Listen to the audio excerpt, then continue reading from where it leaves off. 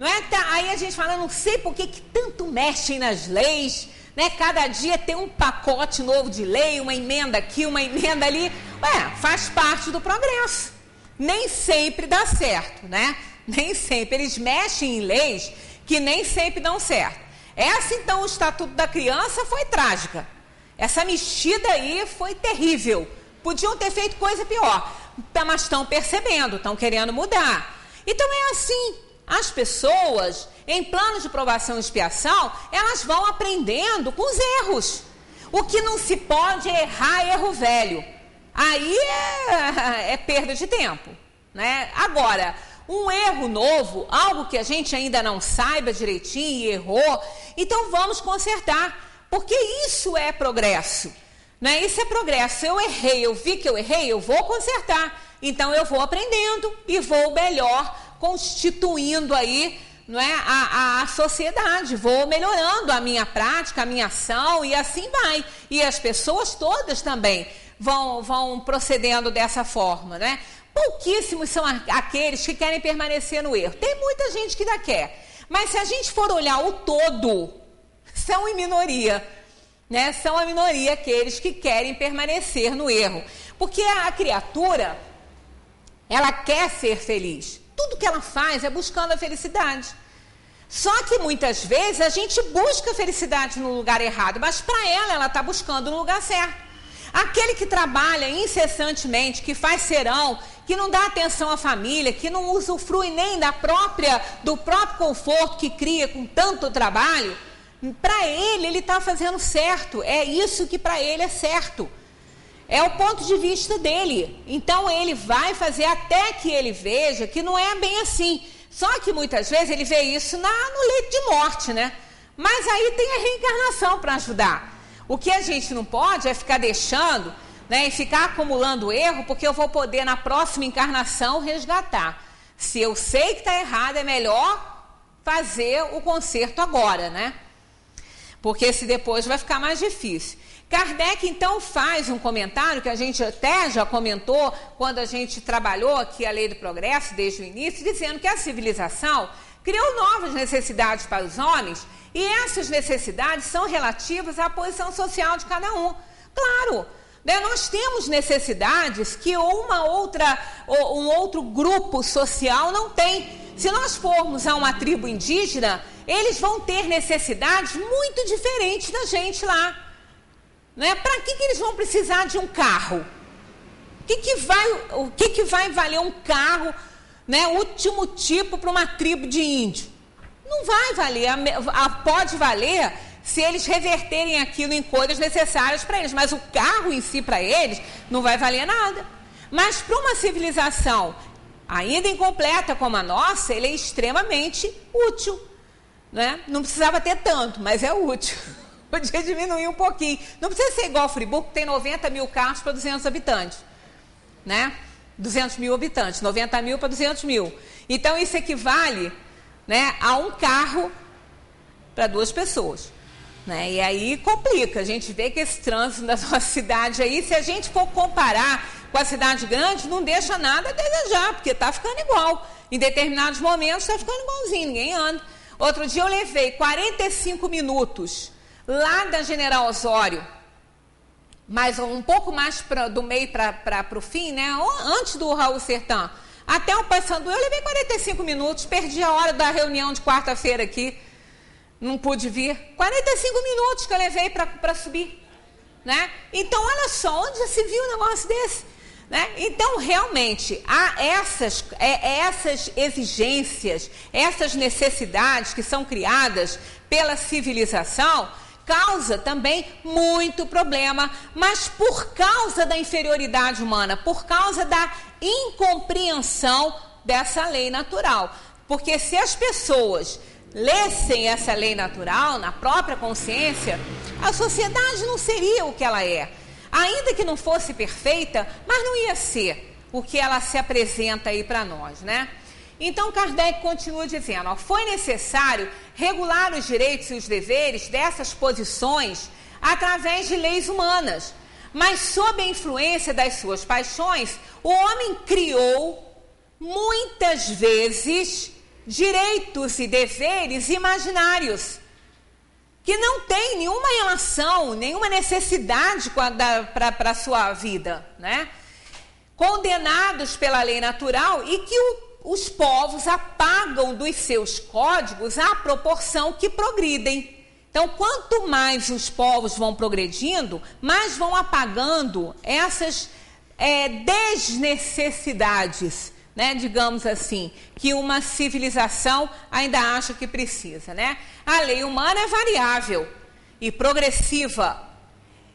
Somente ela pode consagrar na infância da humanidade o direito do mais forte. Só ela, né? Só o progresso pode consagrar isso.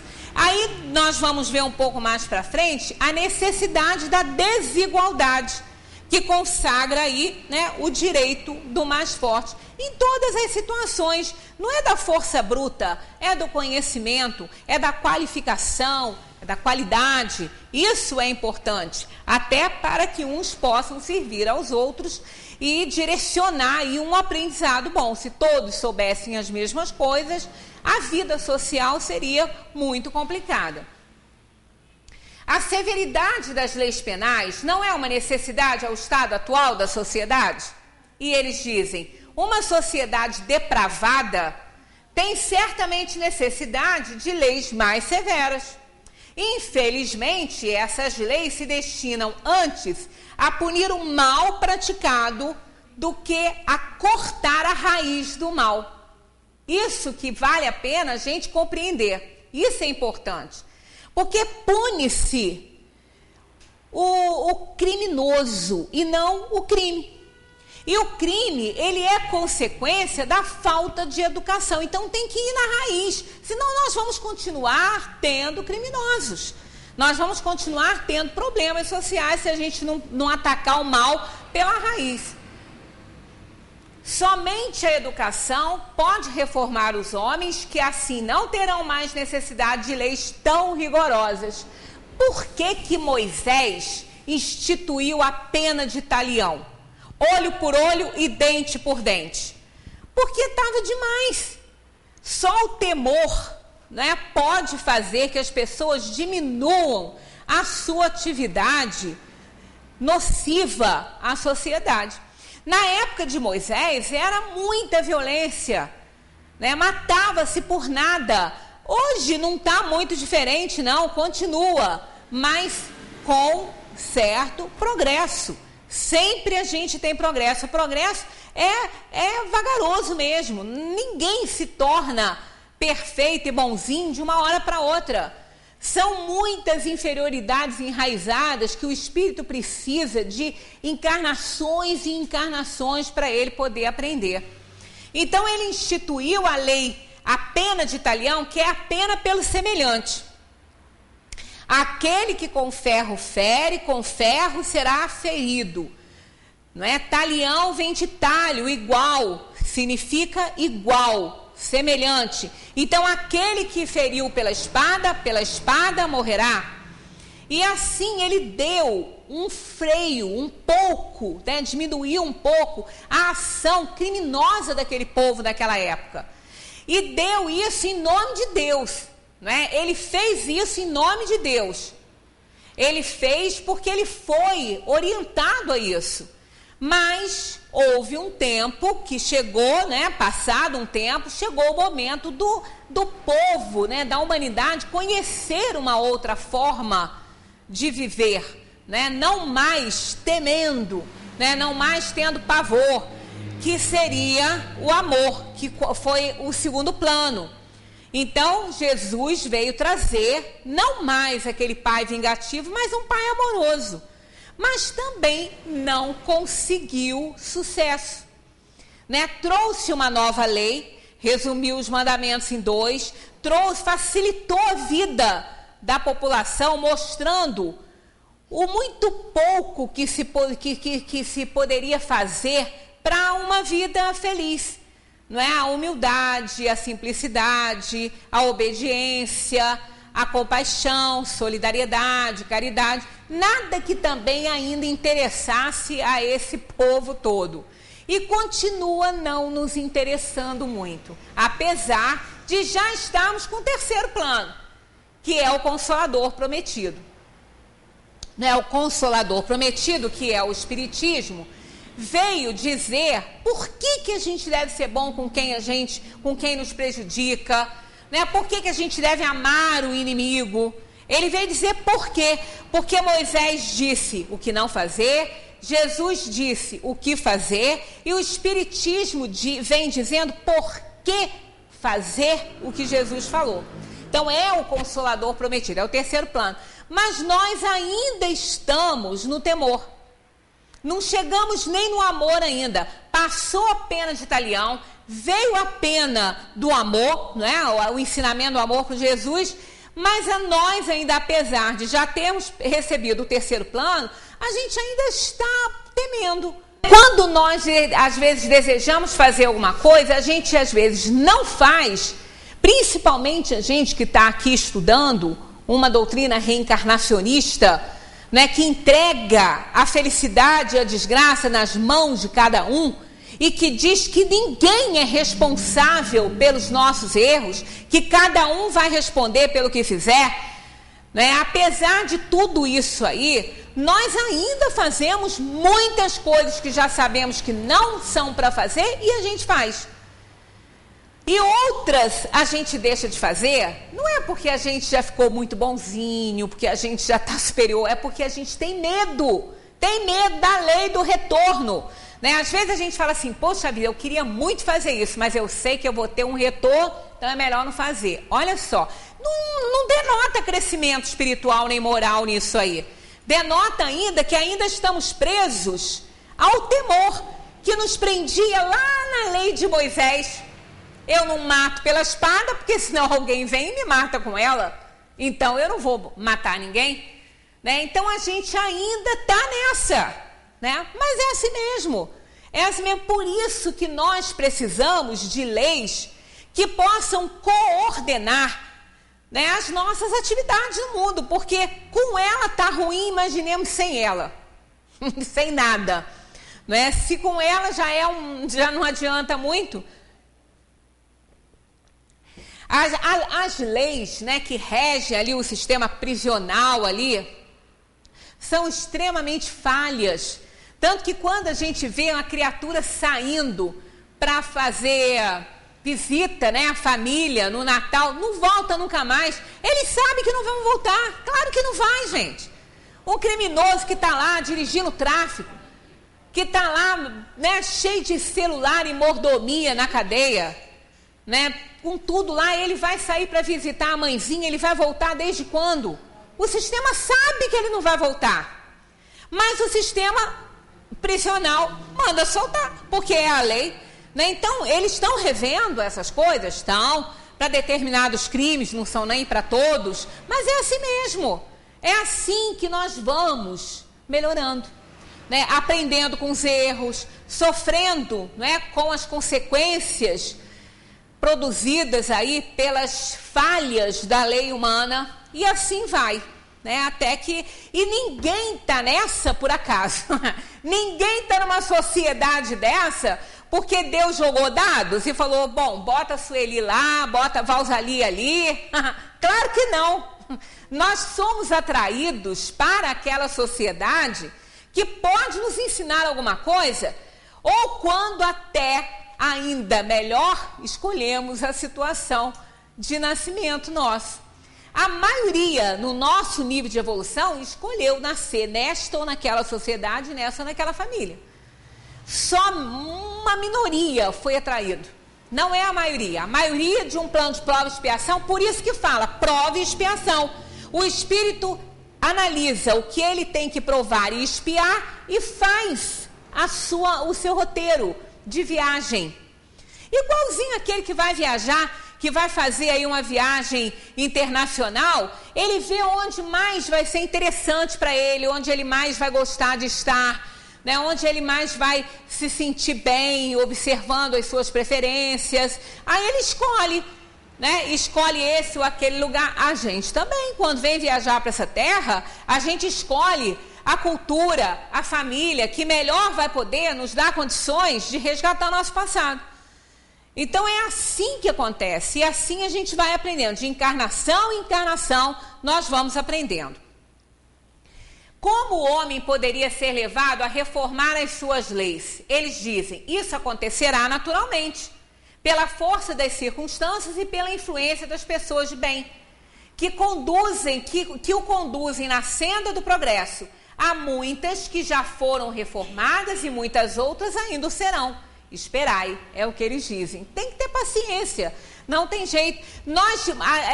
O Ocidente é completamente diferente do Oriente. Nas suas práticas é melhor? Não estamos dizendo isso. Estamos dizendo que é diferente. Né? O que é melhor, o que é pior, é questão também de ponto de vista e de compreensão da lei.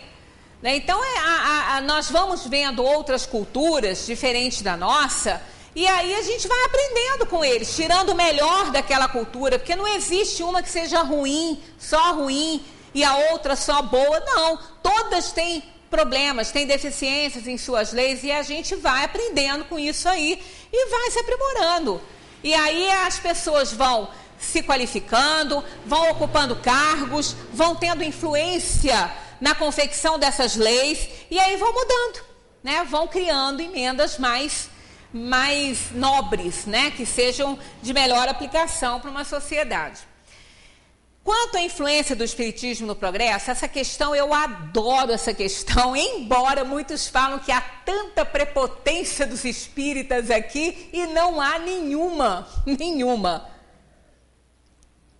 Mais uma vez, a gente diz que é uma questão de interpretação, né? O espiritismo se tornará, 798, tá? A questão. O espiritismo se tornará uma crença comum, olha só, hein? Como se fosse ter só uma religião, né? Mas não é religião, não, ó, é crença, é diferente, tá? O espiritismo se tornará uma crença comum ou será apenas a de algumas pessoas? Olha o que eles respondem. Certamente ele se tornará uma crença comum e marcará uma nova era na história da humanidade. Aí é que a gente é crucificado pelos outros, né? Essa questão aqui é a primeira que vem quando alguém vem discutir alguma coisa com os espíritas, né? Trazem isso aqui ali no crachá escritinho, né? Fala, olha aqui, ó, como é que vocês pensam? É questão de interpretação. Eles dizem assim, certamente ele se tornará uma crença comum e marcará uma nova era na história da humanidade porque pertence à natureza. Pronto, mas aí eles não terminam de escrever. Não termina de escrever, né? Só escreve ali que se tornará uma crença comum e marcará uma nova era na história da humanidade. Mas não termina de escrever. Por isso é que a gente diz, tirar a frase de contexto é perigoso. Interpretar a frase fora do contexto dela é erro na certa. Tem que pegar o todo, tem que pegar tudo que está escrito ali. Aí eles continuam, porque pertence à natureza e chegou o tempo em que deve tomar lugar nos conhecimentos humanos. Que prepotência tem aqui? Não pegou nada para ele. Não disse que revelou nada, não disse que descobriu nada, não disse que reúne verdade nenhuma. Disse que é da natureza, e é exatamente isso que o Espiritismo veio fazer, veio revelar leis da natureza. Então, não tem nada de prepotência em querer ser dono de verdade. A lei é da natureza, não é do Espiritismo, ele não criou nada. O Espiritismo não criou reencarnação. A reencarnação está presente na história da humanidade desde que o homem está no mundo. Desde os livros védicos, há mais de 8, 9 mil anos. Está lá escrito, não com esse nome, mas está lá. E Sócrates já abraçava essa ideia, a Grécia, o berço da cultura. Não tem que se discutir, o Espiritismo é novinho, data de 1857, e todos já tinham essas crenças, inclusive o catolicismo, o cristianismo na sua base ensinava tudo isso, que a gente hoje aprende. com a questão da pluralidade das existências, né? Isso aí é só pesquisar na história que todo mundo vai encontrar, né? Todos conhecem, todos sabem isso aí, né? Todos os padres, o Papa que está aí, que foi beatificado, sabia disso, chegou a declarar isso, né? Então a gente sabe perfeitamente que isso é conhecimento de todos, e aquele Papa, se vivesse mais, ia se tornar espírita. Era só mais um pouquinho que faltava. Aliás, se tornar não, se declarar, né? Porque ele no fundo, né? No fundo, a gente sabe que ele reunia esses conhecimentos porque era uma sumidade em conhecimento e até mesmo em prática, né? Ele foi realmente um grande homem dentro da igreja. Ele revolucionou muita coisa e tenho algumas frases dele assim maravilhosas a respeito, né, daquilo que não se pode falar dentro da igreja, né? Então eles continuam dizendo: haverá, entretanto, grandes lutas a sustentar, mais contra os interesses do que contra a convicção, porque não se pode dissimular que há pessoas interessadas em combatê-lo, umas por amor próprio e outras por motivos puramente materiais. Muita gente combate o espiritismo por motivos materiais. Falar de reencarnação com uma pessoa muito rica, né, que mora numa mansão e tem aí não sei quantas propriedades, né, para todas as estações do ano, em várias cidades do mundo. No inverno eu passo lá, no verão eu passo cá. Tá? Fala de reencarnação com ele, que ele pode nascer na favela da Rocinha. Pergunta se ele vai querer abraçar a ideia da reencarnação.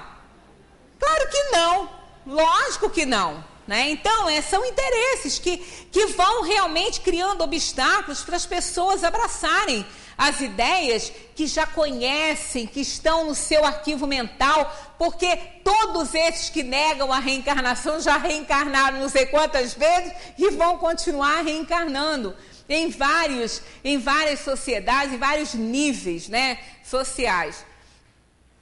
Mas aí o que eu mais gosto é aqui, ó.